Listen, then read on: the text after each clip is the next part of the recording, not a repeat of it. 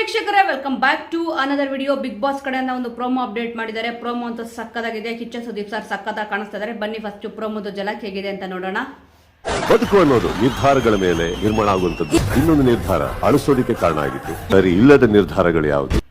S, ಇದಕ್ಕೆ caption ಏನಪ್ಪಾ ಕೊಟ್ಟಿದ್ದಾರೆ ಅಂತಂದ್ರೆ, ತಪ್ಪು ಸರಿ ನಿರ್ಧಾರಗಳಿಗೆ ಕಿಚ್ಚನ ವಿಶ್ಲೇಷಣೆ ಅಂತ ಅಂದ್ಬಿಟ್ಟು. ಹೌದು, ಯಾರ್ದು ತಪ್ಪಿದೆ ಯಾರ್ದು ಸರಿ ಇದೆ ಅಂತ ಅಂದ್ಬಿಟ್ಟು ಇಲ್ಲಿ ಕಿಚ್ಚ ಸುದೀಪ್ ಸರ್ ಇಲ್ಲಿ ಹೇಳ್ತಾರೆ.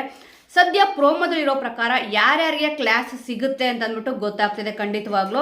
ಇಲ್ಲಿ ಕಿಚ್ಚ ಸುದೀಪ್ ಸರ್ ಹೇಳೋದು ಫಸ್ಟ್, ಬದುಕು ಅನ್ನೋದು ನಿರ್ಧಾರಗಳ ಮೇಲೆ ನಿರ್ಮಾಣವಾಗುವಂತಹದ್ದು ಅಂತ ಅಂದ್ಬಿಟ್ಟು. ಹೌದು, ಕರೆಕ್ಟ್ ಆಗಿ ಇಲ್ಲಿ ಹೇಳಿದ್ದಾರೆ ಅಂತ ಹೇಳ್ಬೋದು. ಬದುಕು ಅನ್ನೋದು ನಮ್ದು ಒಂದು ನಿರ್ಧಾರ ಅಂತ ಏನಿರುತ್ತೆ ಅದ್ರ ಮೇಲೆ ಇಲ್ಲಿ ಅವಲಂಬಿತವಾಗಿ ಇದ್ದೇ ಇರುತ್ತೆ. ಕೆಲವು ಸತಿ ಎಲ್ಲಾ ಡಿಸಿಷನ್ ಕೂಡ ಕರೆಕ್ಟ್ ಆಗಿರಲ್ಲ, ಮತ್ತೆ ಎಲ್ಲಾ ಡಿಸಿಷನ್ ಕೂಡ ತಪ್ಪಾಗಿ ಇಲ್ಲಿ ಇರಲ್ಲ. ಆ ಒಂದು ಸಮಯಕ್ಕೆ ನಾವು ಏನೊಂದು ನಿರ್ಧಾರ ತಗೊಂಡಿರ್ತೀವಿ, ಕೆಲವೊಮ್ಮೆ ಸರಿಯಾಗಿರುತ್ತೆ, ಕೆಲವೊಮ್ಮೆ ತಪ್ಪಾಗಿರುತ್ತೆ. ಅದಕ್ಕೆ ಇಲ್ಲಿ ಕಿಚ್ಚ ಸುದೀಪ್ ಸರ್ ಕೂಡ ಇಲ್ಲಿ ಹೇಳಿದ್ದು ನೋಡಿ, ಒಂದು ನಿರ್ಧಾರ ಒಬ್ಬನ ಕ್ಯಾಪ್ಟನ್ ಆಗಿ ಮಾಡುತ್ತೆ. ಈಗ ಚೈತ್ರ ಅವ್ರು ಏನ್ ಮಾಡಿದ್ರು ಅಂದ್ರೆ, ಕ್ಯಾಪ್ಟನ್ಸಿ ರೇಸಿನ ಸ್ಪಂದನ ಅವರಿದ್ರು ಕ್ಯಾಪ್ಟನ್ಸಿಯಲ್ಲಿ, ಆದ್ರೆ ಅದನ್ನ ಅವ್ರನ್ನ ಕೆಳಗಡೆ ಇಳಿಸ್ಬಿಟ್ಟು ಇವ್ರು ಬಂದ್ರು. ಹೌದು, ಅವ್ರು ಆಡಿದ್ರು, ಆಟ ಆಡ್ಬಿಟ್ಟು ಅವ್ರು ಕ್ಯಾಪ್ಟನ್ಸಿ ರೇಸ್ಗೆ ಬಿಟ್ಕೊಟ್ಟಿದ್ರು ಸ್ಪಂದನ ಅವ್ರ ಕಾಲೇಟಾಗಿಕ್ಕೆ. ಆದ್ರೆ ಒಂದು ಆಪರ್ಚುನಿಟಿ ಬಂದಾಗ ನಾವು ಸ್ವಾರ್ಥಿಗಳು ಆಗ್ಬಾರ್ದು ಅಂತ ಅಂದ್ಬಿಟ್ಟು ಚೈತ್ರ ಕುಂದಾಪುರ ಅವ್ರು ಹೇಳಿದ್ರು. ಓಕೆ, ಅದು ಇನ್ನೊಂದ್ ಕಡೆ. ಇದರಲ್ಲಿ ಇನ್ನೊಂದೇನಪ್ಪಾ ಅಂತಂದ್ರೆ, ಈಗ ಧನುಷ್ ಅವ್ರನ್ನ ರಘು ಅವ್ರನ್ನ ಕ್ಯಾಪ್ಟನ್ಸಿ ರೇಸ್ ಇಂದ ಹೊರಗಡೆ ಇಟ್ಟಿದ್ರು ರಾಶಿಕ್ ಅವರು. ಮತ್ತೆ ಈ ವಾರದ ಕ್ಯಾಪ್ಟನ್ ಕೂಡ ಅವರೇ ಆಗಿದ್ದಾರೆ. ಅದು ಕೂಡ ಇಲ್ಲಿ ಆ ಒಂದು ವಿಚಾರದ ಬಗ್ಗೆನೂ ಕೂಡ ಇಲ್ಲಿ ಮಾತಾಡ್ತಾರೆ.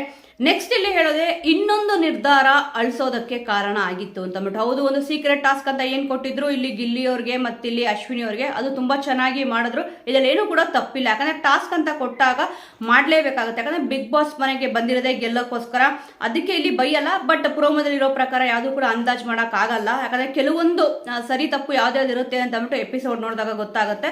ಇಲ್ಲಿ ಕಿಚ್ಚ ಸುದೀಪ್ ಸರ್ ಕೂಡ ಇಲ್ಲಿ ಅದೇ ಹೇಳೋದು, ಸರಿಯಾದ ನಿರ್ಧಾರ, ಸರಿ ಇಲ್ಲದ ನಿರ್ಧಾರಗಳು ಯಾವುದು ಅಂತ ಬಿಟ್ಟು. ಕೆಲವೊಂದು ನಿರ್ಧಾರಗಳು ಸರಿ ಇರುತ್ತೆ, ಕೆಲವೊಂದು ನಿರ್ಧಾರಗಳು ಇಲ್ಲಿ ತಪ್ಪಿರುತ್ತೆ ಅಂತ ಹೇಳಿದ್ರಲ್ಲ. ಇಲ್ಲಿ ಚೈತ್ರ ಅವರು ಏನೊಂದು ಆಪರ್ಚುನಿಟಿ ಕೊಟ್ಟರು, ಅದನ್ನ ತಗೊಂಡಿದ್ದು ಕೂಡ ಇಲ್ಲಿ ಬೆಟರ್ ಆಪ್ಷನ್. ಅವ್ರು ಕ್ಯಾಪ್ಟನ್ ಕೂಡ ಆದ್ರು.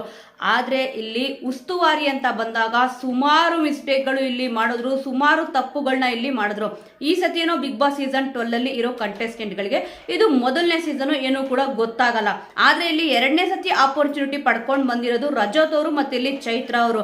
ಇಲ್ಲಿ ಇವ್ರುಗಳು ತಪ್ಪು ಮಾಡಿದ್ರೆ ಇದಕ್ಕೆ ಖಂಡಿತವಾಗ್ಲೂ ಶಿಕ್ಷೆ ಆಗೇ ಆಗತ್ತೆ. ಅದು ಕೆಲವೊಂದು ವಿಚಾರಗಳು ಏನಿದೆ, ಸ್ವಲ್ಪ ಬಾಯಿ ತಪ್ಪಿ ಆಗ್ಲಿ ಅಥವಾ ಬೇಕು ಅಂತಾನೆ ಆಗ್ಲಿ ಮಾತಾಡಿದ್ರೆ ಎಲ್ರಿಗೂ ಕೂಡ ಹರ್ಟ್ ಆಗೇ ಆಗತ್ತೆ. ಇಲ್ಲಿ ಚೈತ್ರ ಅವ್ರಿಗಿರ್ಬೋದು ಮತ್ತೆ ಇಲ್ಲಿ ರಜತ್ ಅವ್ರಿಗಿರ್ಬೋದು, ಖಂಡಿತವಾಗ್ಲೂ ಇಲ್ಲಿ ಕ್ಲಾಸ್ ಅಂತೂ ಸಿಕ್ಕೇ ಸಿಗುತ್ತೆ.